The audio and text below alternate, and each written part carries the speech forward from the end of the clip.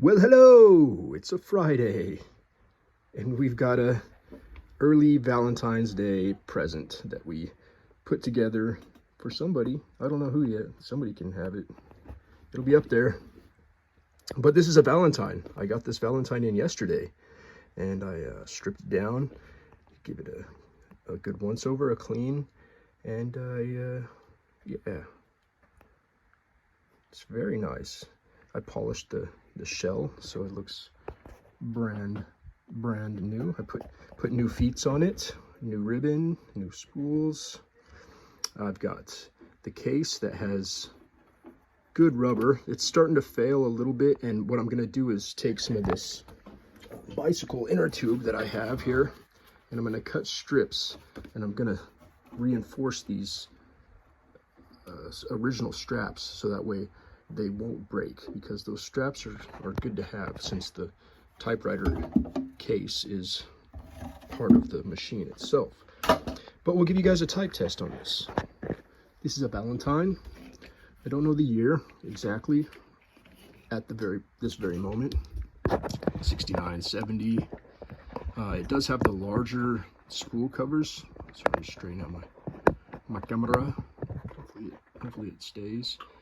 It does have the larger spool covers. I don't know if that is a specific to a certain year or range, but I do like the larger egg yolk covers than the little tiny small ones. You can use whatever ribbon spools you want with these ones, universal, but I do have the metal Olivetti spools underneath it. So we'll give this one a type.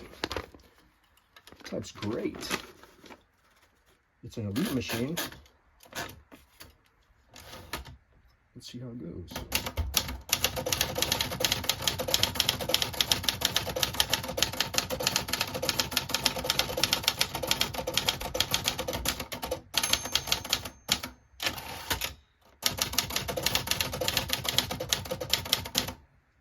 Cool. I'll give you a quick... Oh, what's this? Yeah, it's script. Did I mention that? This thing types in script. I mean, it didn't when I got it, but it does now. It was a Japanese machine. It had the yen, but this has been converted over to a tall script machine. And yeah, imagine that. I don't know, is this the only script Valentine in the world? Maybe. I don't know. I don't know enough about the history of what options these machines came with. I haven't seen them. I haven't really been... I'm an Olivetti aficionado. I collect, I work on... The majority of the machines I work on actually are Olivetti machines. So I wanted to get a Valentine to kind of like cement my place in Olivettiism. Olivettiism, is that a religious group? So that way, I've worked on all these Latera 22s and 32s and Studio 44s and all the other variations. But I never had a Valentine, and I used to always talk down to them and talk smack. And I think I even once said that these things are so cool they even come with their own trash can. And it is. I mean, it's a trash can, I guess. It comes with a trash can case. But they were so far out of my price range when I first started collecting that I just, the hipster in me was like, oh, everybody wants it. It's expensive. It's got to be bad. But it's really great. It's a great machine.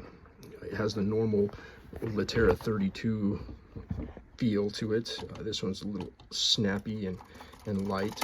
And the carriages have a little wiggle to them, like all the other Latera 32s that I have, because it's a fixed carriage rail system and fixed bearings, so there is no adjustment. The slop that they put in there from the factory is what you get, and I don't know if they packed it full of bearing grease to kind of take up some of that, but I just use some sewing machine oil in my bearings. No thick bearing grease. But anyway, guys, this is my show and tell. I polished everything. I polished the bottom, and it has, I used those bicycle too because it has, the feet were good. Okay, the feet were still present and not worn down.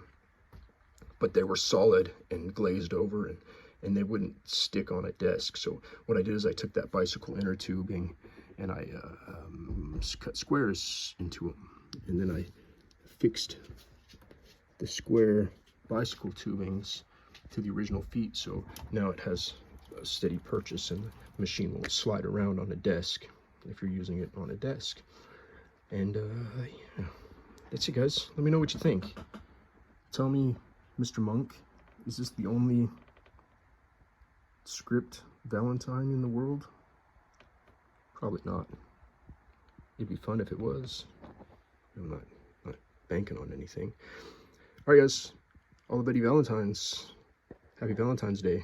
Early Valentines.